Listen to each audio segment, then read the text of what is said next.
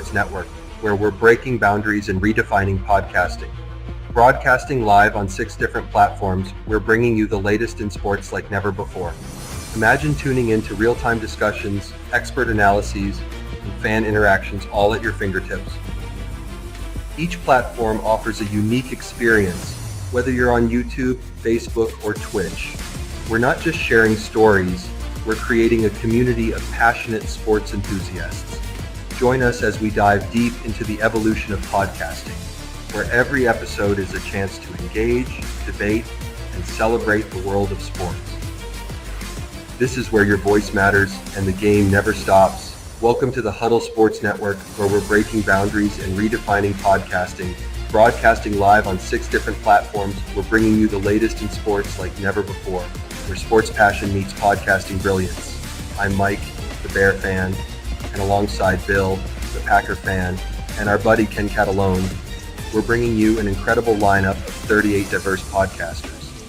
Each one brings their unique flavor to the table, covering everything from game analysis to behind-the-scenes stories.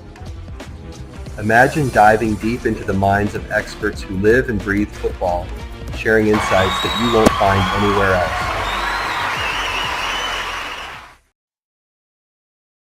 Here locally in the community, make sure y'all go check out Meat Cat Body by Jeremy Jones.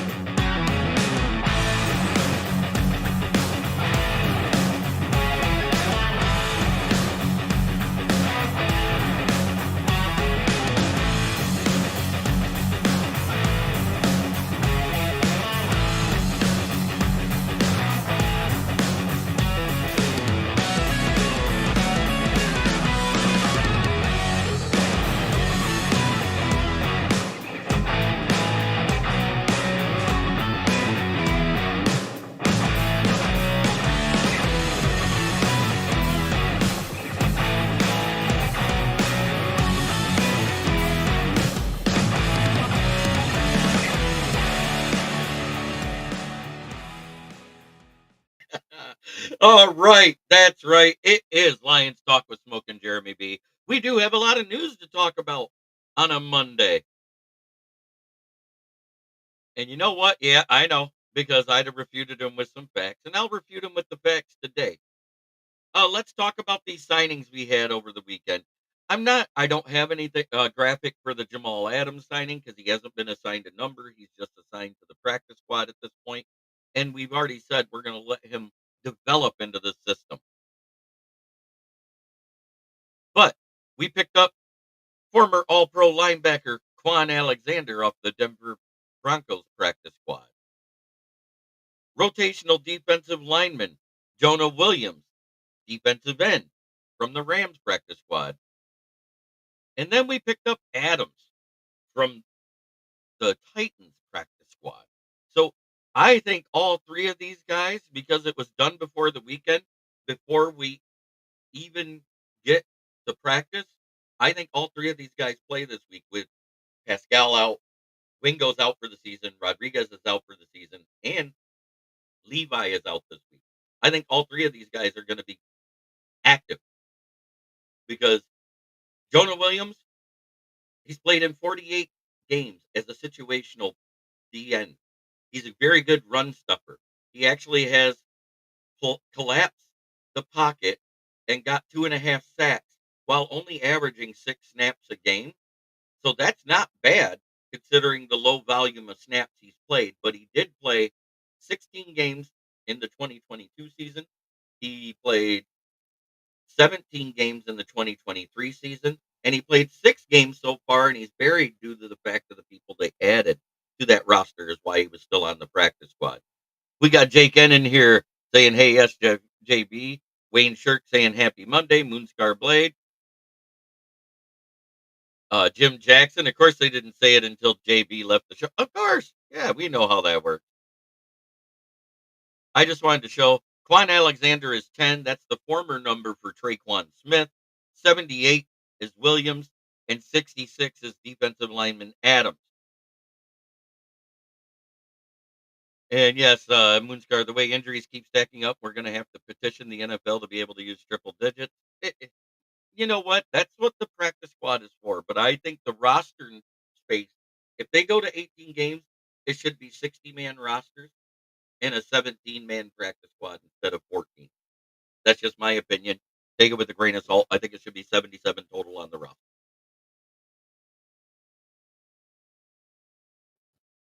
And I think it should be 2 bye weeks. One being right dead set in the middle of the trade week. That way people can get acclimated going to their new rosters.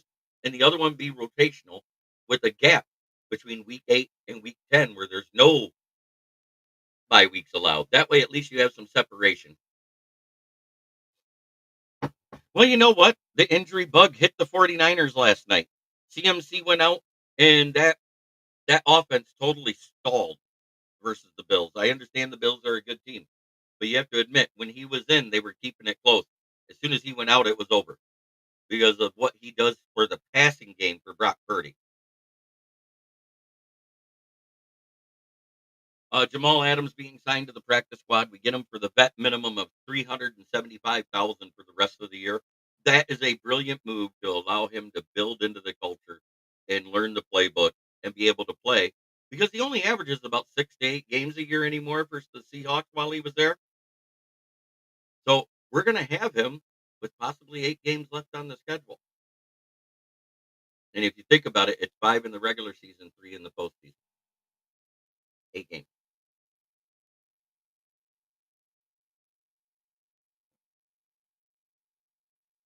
So I think these guys are actually going to be playing this week. I know it's a short week. I know they don't have much time to adjust to the roster, but defensive line and linebacker, their jobs don't change very much. Quan Alexander was buried because their rookies and their second year guys were doing good for the Denver's defense because he's been back healthy all year. Oh, yeah, true, but the Bills look pretty good, and that's our upcoming test next week. And don't forget, when we were a bad roster, we faced the Bills and kept it within a field goal. And everybody, there was a questionable offensive PI that wasn't called that allowed them to get in that field goal range to win that game. But that's neither here nor there. The fact is, they won it, and it was a close game when we were an okay roster in 2022 that only won 9 games. So I have a little more faith that we might be okay. I think the Bills is the toughest game we got left on the schedule, and at Chicago. I think everybody, all the rest of them, are coin flips. They could go either way. At Chicago, due to the weather. So while everybody else is going, oh my God, the Bills are so good. You know what? They were really good that year when we kept it close with the worst defense. And our defense is playing pretty damn good. As a matter of fact, I want to get into that. You want to know how good our defense has been? And it's historically good. These are the best defenses for point differential in NFL history. Washington Redskins, number 1. The 2024 Detroit Lions for point differential is number 2. Jacksonville Jaguars in 99 is number 3. Minnesota Vikings, 1998 is number 4. Philadelphia Eagles, 2004. Seattle Seahawks, 2013. You look, there's a lot of really good teams on there, right? The 2004 New England Patriots. In the guess who's last place on there at just barely over 50 points in point differential? It's the Kansas City Chiefs. You want to know what the difference is? 1, 2, 3, 4, 5, 6, 7, 8, 9 of those teams were in the Super Bowl. 8 of them ended up being champions. Excuse me. 7 of them. Right, and that's the biggest thing. We get to rest up and possibly get Pascal back and Levi back in time for the Bills. Because we have our 10-day rest period after this Thursday night game. And I'm sorry, all of our rivals are playing very well right now. I expect a close game.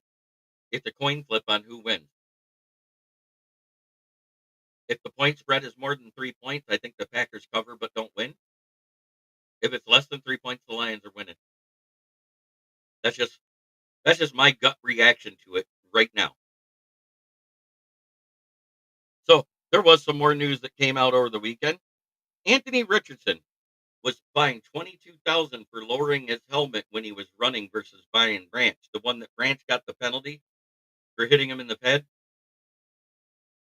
NFL penalized Anthony Richardson for it, as they should have, because he lowered his stuff to Branch's level.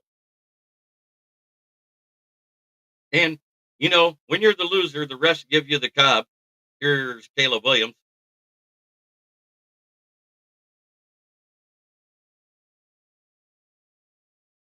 I've never seen a corn on the cob ate that way by any man. Just saying. Here we go. The all grit meme of Dan Campbell for Thanksgiving. And last but not least, no win November is a streak thing here for these four teams: the Jaguars, the Bears, the Raiders, and the Giants.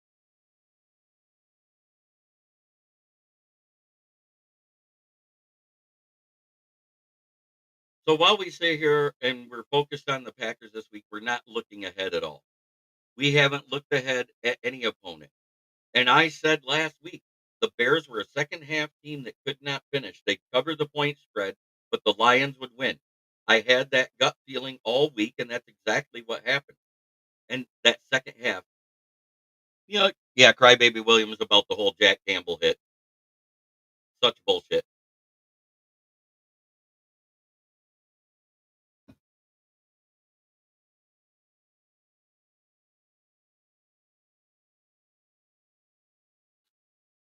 Oh, yeah, I'll be going over that tomorrow. I'll be looking through the winners, but it looks like Sarah's winning the jersey, guys.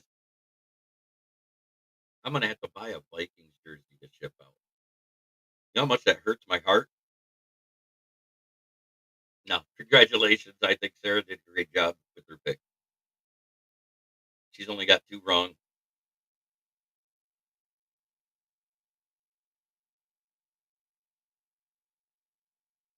It'll probably be showing up right after Christmas for Sarah, but she will get whatever jersey she wants.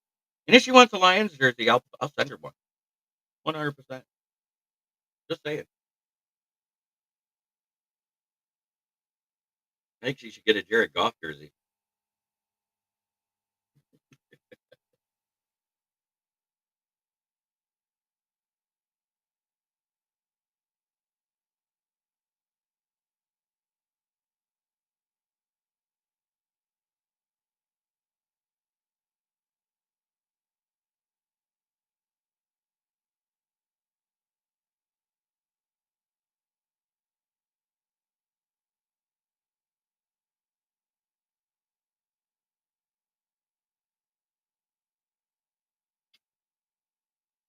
Yeah, the Cards did their best, but inconsistent play.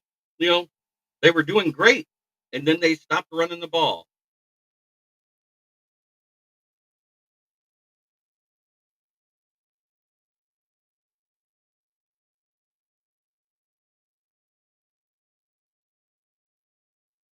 Yep, we control our destiny one game at a time, and that's been our focus all year. And everybody, says,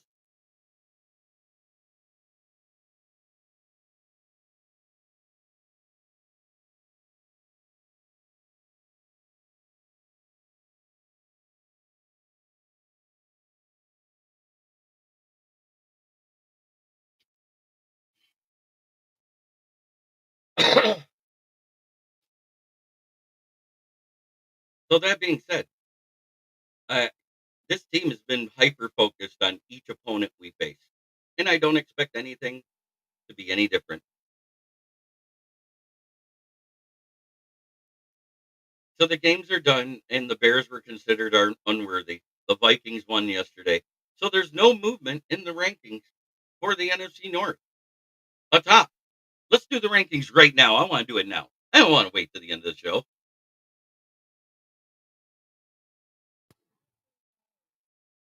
At 4-8, who had to fire their coach because they sucked that bad. 0-3 in the divisions. It is Buck the Bears.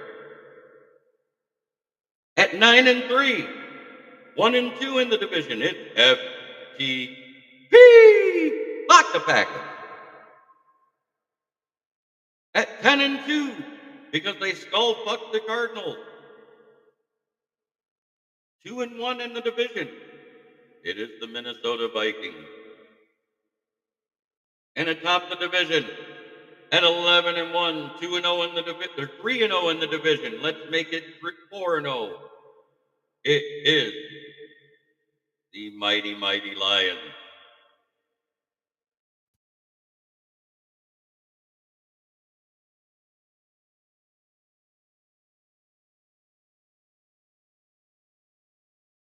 That being said, we have a lot of moving pieces right now due to injuries. And I think that every move we made this team better for this week and the future going forward. These moves that we made are the type of moves that a GM makes when he's pushing.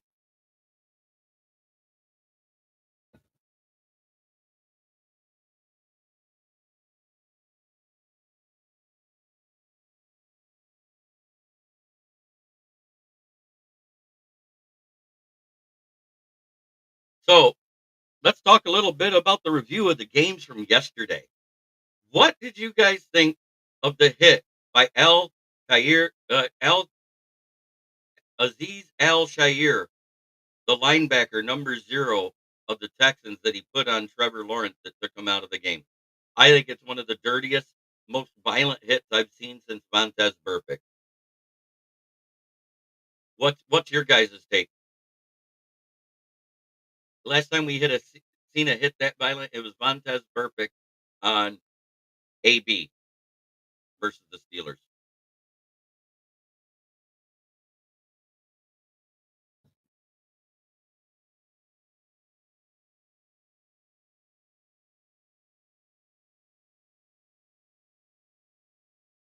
It's the power rankings of the division, Kevin Weaver.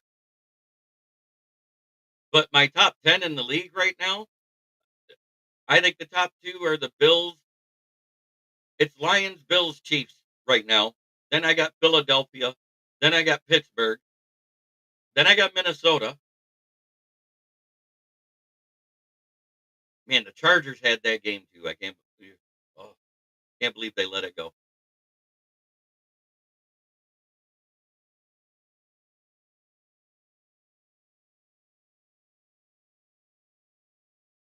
So let's see. Lions, Bills, Chiefs, Steelers. I don't even have the Falcons and the Seahawks in my top 10. And they're division winners because they're flailing at the wrong time of the year. Say what you want. While we didn't have our best game, we still won. When you're a winning team, when you're a winning program, you still learn, you still win. Grievous, dirty, two game suspension and a hefty ban. I wouldn't be surprised if they take them out for the year because it wouldn't hurt the Titans' chances of making the playoffs. They're out.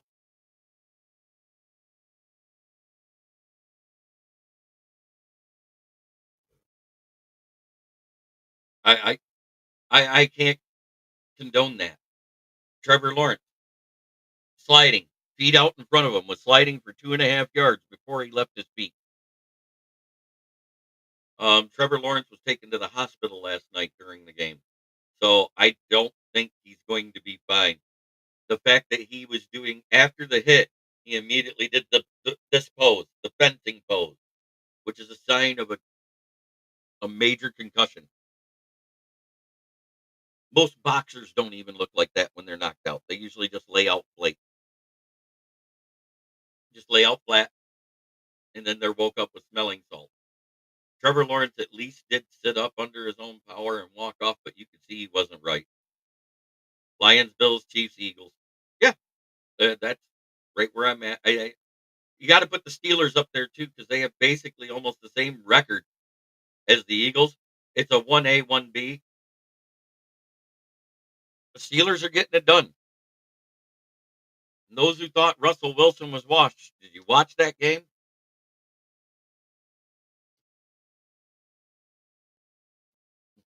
Ryan Lions still ruling, the Bears still drooling. LOL. Uh, and in its 104-year NFL history, I went back and looked at every interim coaching change. There has never been an interim offensive coordinator promoted to interim head coach in Lions history, in NFL history. This is the first time in 100 years. We don't know if it'll work, but it is what it is.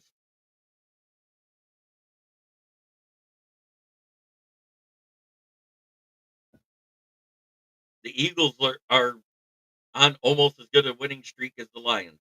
Either one loses, the winning streaks are done. They are both the longest winning streaks in the NFL. And right behind that is the Bills. That's all three teams. The top three teams. I can even put the Eagles above the Chiefs because the Chiefs, if you look at this metric, when it talks about largest point differentials in NFL history, they have a way lower point differential than the Eagles, the Steelers. They have a lower point differential than the Seahawks, who are 6-6 atop their division. It are 7-5. Excuse me. I don't understand what's going on. Uh, and it's more than just the ref. While they do help them, good teams get calls. This is what we've seen across the league forever. But Kevin Weaver, it is great to see you in the chat. Jake N, great seeing you in the chat as well. I'm 100% happy to see so many people being active in the comments today.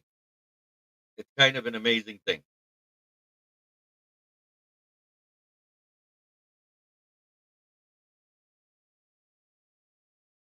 We are sitting here with 538 subscribers. The difference is I'm not going to beg you to subscribe. If you want to subscribe, subscribe. If you don't, you don't. All I ask is that no matter which way you go, you leave a like on whatever social media algorithm you're watching on, whether it's Twitter, Facebook, LinkedIn, whatever. Yeah, I know.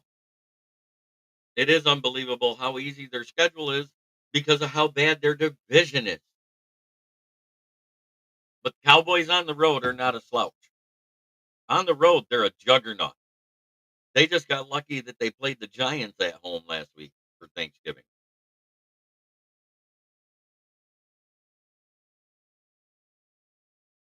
Thank God you don't have to see that matchup again. I just I'm very happy with how things are playing out for Detroit, but at the same time, do the injuries concern me? Yes. That's 100%. We have lost more starters. I'm chatting from Frankfurt, Germany. Lions fan in Germany. 100%. I love that. My last name is Ballreich. My family is a third generation American. We came over from Germany in 1909. So I don't know if there's any Ballricks in Frankfurt or not left, but or Ballreich, as it's said in German.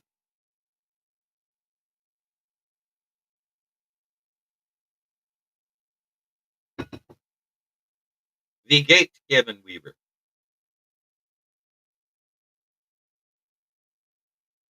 Ich spreche ein bisschen Deutsch.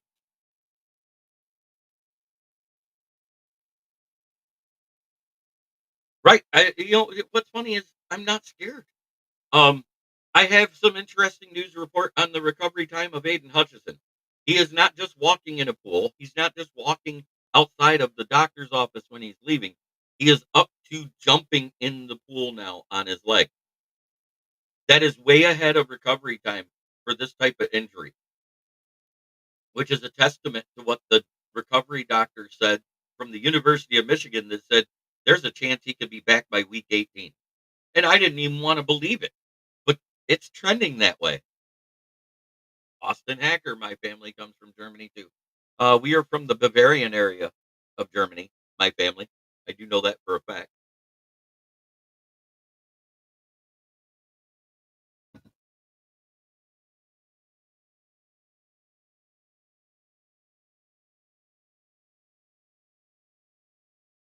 Oh, you're from Detroit but live in Germany. That's awesome. Well, I'm glad that you were watching here, that we're worldwide, not just nationwide. It's amazing when I hear about people from other countries watching us. I have a few fans that tune in every now and then from the UK. I have a few fans that tune in from Australia. You're the first one from Germany, and I appreciate it. Or at least the first one that's commented. Let me say it that way. Because when I go back and look at the analytics, I can see that I've had people watch from Germany, but no one's ever commented. So I want to say thank you. Um, this is it's amazing what we've been able to pull off with the injuries we've had so far, and because of the coaching staff, I think it can continue. Let's talk about Zadarius Smith, and he had a game. Oh, 100%, Kevin Weaver. I think Hutch is hell bent on getting back. Didn't want to believe it, but I mean, he's 4 weeks ahead of schedule for the regular recovery time that was expected for this injury. Doing what he's doing. When I go look at recovery plans, jumping in the pool is supposed to be happening around week 17. It's happening in week 13 and 14. So that's amazing. It actually happened last week, so that was in between week 12 and 13. So that was 4 weeks ahead of schedule.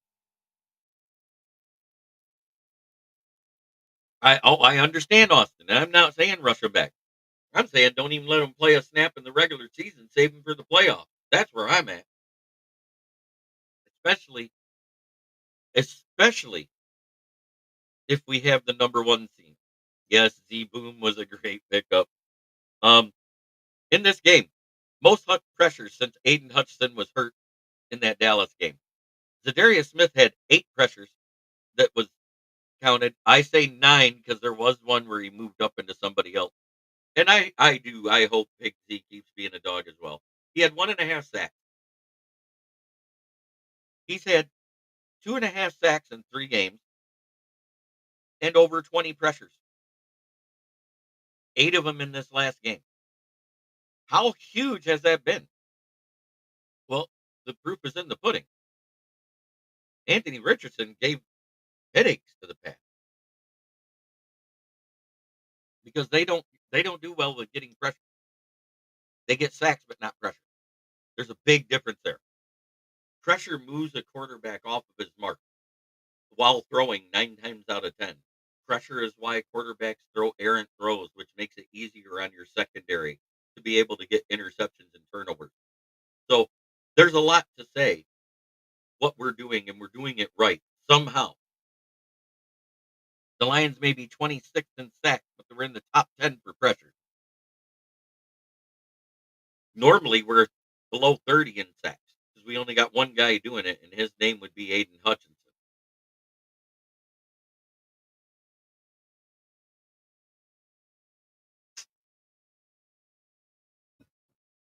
Yeah, Anzalone should be back by week 17 in time for the 49ers game.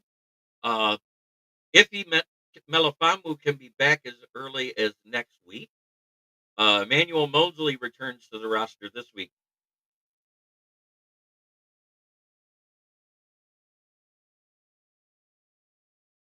It was Derek Carr at Ford Field, and that was last year. No, it wasn't last year. It was a few years back. Wasn't that Ahedebo? James Ahedebo, if I remember right, Moonscar. It was either James Ahedebo or it wasn't Quinn. It was the other one we had then, or it was Tracy Walker. There's one of them two, and it was Derek Carr. It was before Derek Carr was traded to the Saints. David Carr never played for the Raiders. Um, Unless you're talking about way back in 2002 on the one that cost him a game, then it might have been Ron Rice or Louis Delmas. Okay, so you're thinking back to around 2002 to 2005 era. Um, yeah, it probably was Ron Rice then. I'd have to go back and look.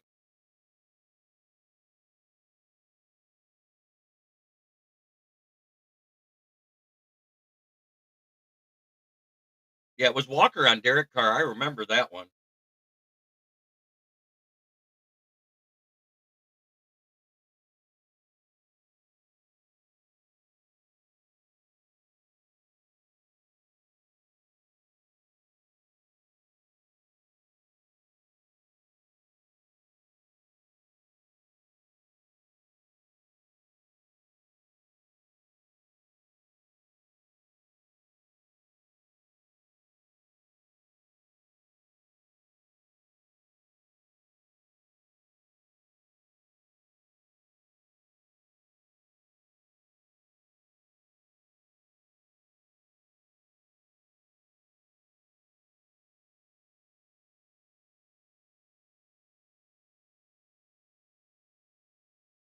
So there is no chance of Barnes coming back this year.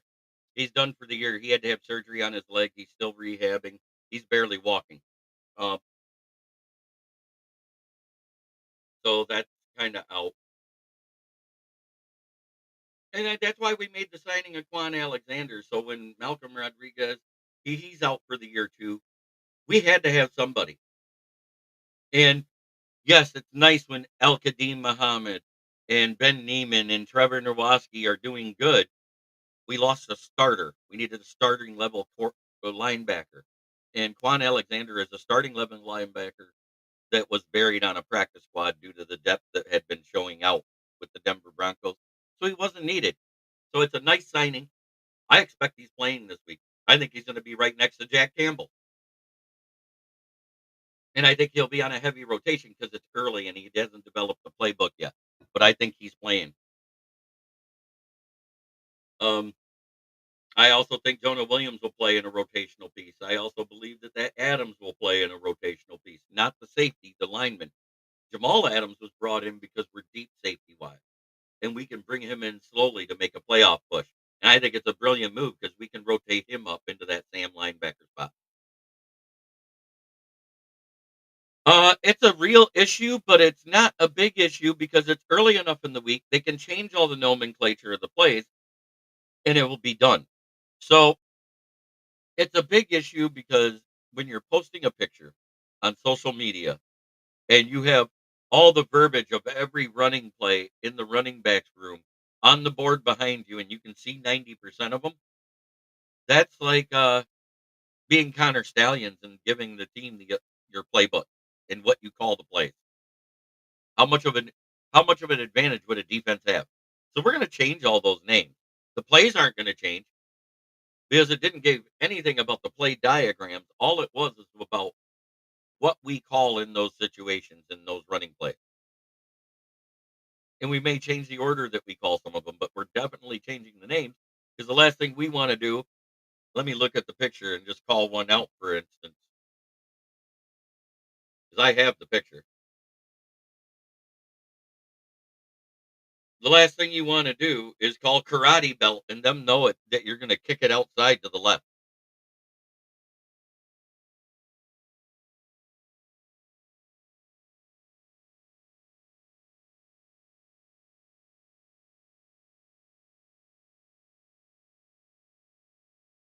So details like that, we're going to have to change the names. Everybody says that the nothing burger and that it was just all fake stuff, and I don't think so. Yeah, I do feel a little sorry because he's going to be in the doghouse. We might see less of Gibbs this week than we expect. But at the same time, if David Montgomery isn't getting it done, you'll see Gibbs. We're not going to hurt the team in their chance of winning because a player was stupid. That's my point. Blue Spider. Right. There's all sorts of running back plays that are for the audibles. That's what those are. Those are the ones we audible into. Those are all the audible codes, guys. You know how huge that is to have that leaked out? So now we have to come out with all new ones. Oh, yeah. Campbell is not the guy to tear somebody up publicly. We already know this. Because what did he do when Dave Phipps sent the special teams unit on the field while they were clocking the ball? He fell on the sword for Dave Phipps and the special teams. Oh, yeah, to be a fly on the wall in that conversation. Um, damn, man. You know what I mean? You can't be doing this on social media. You can't be posting stuff out of that room in specific, especially the whiteboard. I just can't believe you did it, man. Now we got to change everything because the last thing we want is the Packers to know every run play because our packages is what sets us apart from the rest of the league. Dwayne Keene, hello. Good to see you, sir. 11-1 sure feels good, don't it? Let's make it 12-1. Let's make it 4-0 in the division.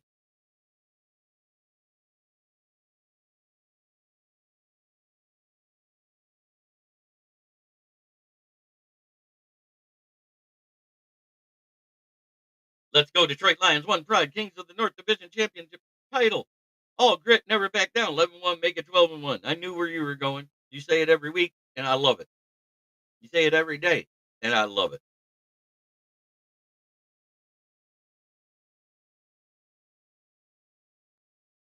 Gibbs has a reputation of being a cerebral guy, shaking my head, mistakes do happen. 100%. And I think that's what this is going to be used as a learning point. Just like Caleb. Oh, that's a real thing. It's not a fluke crap, dude. It's a real thing. Now I'm going to have to send this to myself.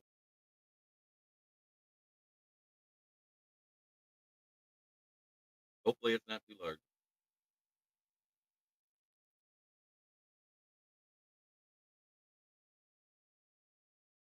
Okay. It was able to be sent. Just a second here. I'm going to download the video and I'm going to let you guys watch it. And you tell me if you think it was fake or not.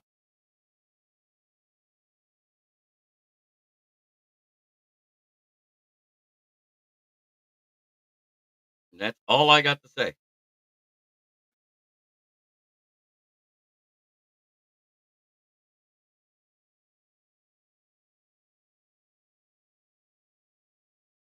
So while that uploads, I'm going to play the video. I'm surprised JMO isn't being blamed somehow. Yeah, I know. JMO gets blamed for everything, it seems like. And I'm also not against JMO and what he did to Tyreek Stevenson for tripping him and swinging at him as he's falling on the sideline. But I'm going to let you guys be the judge. Here you go. This is a split screen with the interview when Dan Campbell found out about it and the split screen of what was posted on social media. Social media posts where there was a bunch of plays or partial calls on. Let me change the orientation. Oh, I can't change it while live. Well, just Social media posts where there was a bunch of plays or partial calls on the whiteboard behind him. Is that something where you need to just remind a player to be smart about what they're posting on social media? Is there anything that could? Who's that? I believe Gibbs posted a photo of Jefferson with a bunch of lingo on the whiteboard in the running back room behind him. Oh, I didn't know that. Did not know that. Okay. Yeah, I need to check on that then. Did not know that. Yeah, I'd rather our stuff not be out there. Thanks.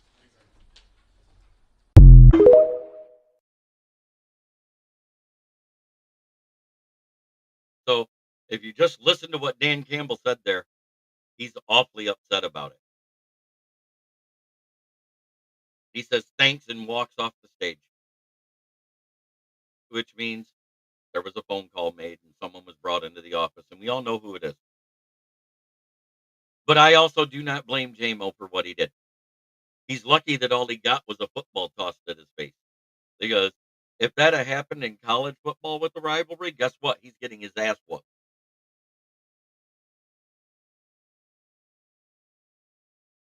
But that's also the difference between men and boys.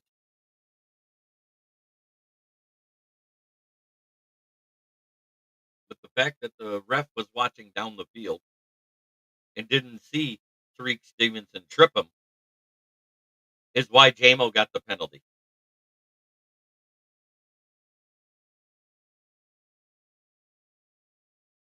So I understand why he got the penalty, but that was that was a dirtier play than Jack Campbell tackling Caleb Williams at his hip. Come on. It could be, but I don't think it is. Just his reaction. It was very matter of factly. You know, one thing about Dan Campbell, he doesn't do a lot of that sneaky shit. He's been very transparent his entire career. If it is a smokescreen, this is the biggest one I've ever seen.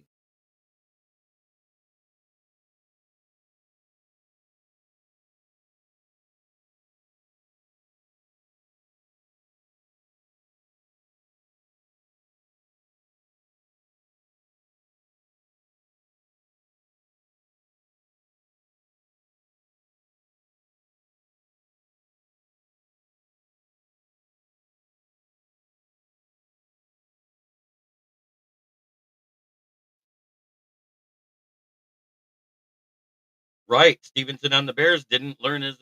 And if I was the defensive coordinator or a coach of any capacity on that Bears team, he'd be undressed for the next 2 games.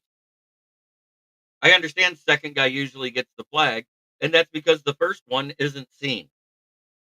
That's where everybody gets mistaken on that. It was a bang bang thing that happened.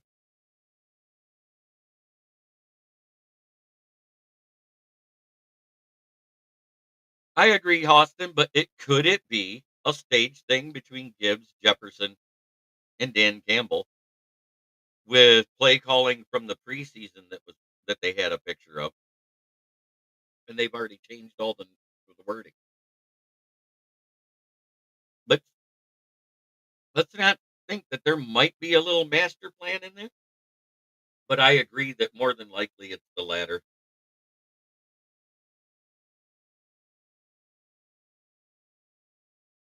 So I hope everybody had a fantastic and safe holiday weekend. My condolences to a few people who lost family members over this weekend. It's very sad to hear it. Um, the holidays are never good for losing somebody. I highly doubt it too, Austin. I just said there's a 10% chance that it was something cooked up to throw the Packers off the game plan.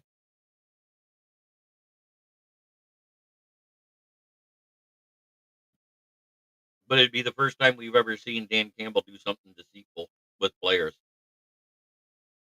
Does that make sense how I'm wording it? But it is war week. We have the Packers come Thursday night. Tomorrow I will go over the statistics. We'll look at everything top to bottom, quarterbacks, running back. We all know Josh Jacobs is the best single running back in the North right now, but the best running back room is here in Detroit. And that was proven more yesterday with Aaron Jones fumbling twice and damn near costing the game for the Vikings. He made up for it by catching the game winning touchdown. Kudos to him, but they never should have been in that position. Running the wide receiver rooms, we'll look at the stats side by side and tell me who has the better wide receiver room. O line, it's not a choice.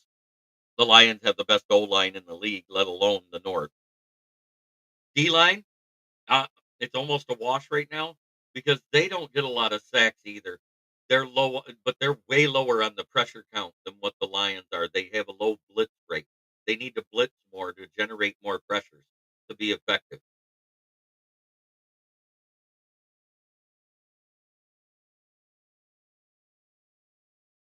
Yep, I understand that, Kevin. But the one thing that usually doesn't change is that nomenclature. That's why it stays on the board. The plays change, but not the words they call them by. Does that make sense? Because that makes it hard on a quarterback every week. I go live every day at noon. You're talking about Aziz Al Shair, the linebacker, number 0 of the Texans, Brent DeWitt. I think it's going to be at least a 2-game suspension and possibly a 25,000 or more fine. That was a Vontez Perfect type of violent hit. The most violent one I've seen since Vontez Perfect did that to AB. Well, as always, it is Smoking Jeremy B, and I am sponsored by Brandon Service at the corner of South Grand Traverse and West Atherton Road, 602 West Atherton Road. In Flint, where the water's shit, but the tires are good. Stop in and check us out. Used tires starting at $45 and up, depending on size and condition. If you need new tires, please call to get your quote 810-233-8230. Talk to George, Red, or myself. Mention this ad, you will get a discount on your tire purchases. I've had Steve Bauer, the Lion King. Dwayne Keene brought his sister in to get a tire. I've had a couple of others that have stopped in, especially since I hurt my back and I can't do the tire installation. I'm down to managing 2 days a week now. It kind of sucks, but you know what? It's a nice break around the holidays for this old ass. I'm 54. I'm not a young guy. And doing tires is a young guy's job that no young guy wants to do. But I go live Monday through Friday at noon to 1. Um, Wednesday nights is the NFL Roundtable Talk at 9 p.m., where we discuss the latest NFL news and go across the injuries of the league and then do the weekly pick'em. Fridays is the Lions Fan Cave Chat. This week it'll be the post-game show where we get to talk about the stars and everyone who played in the game on Thursday. Who's your studs and who's your duds.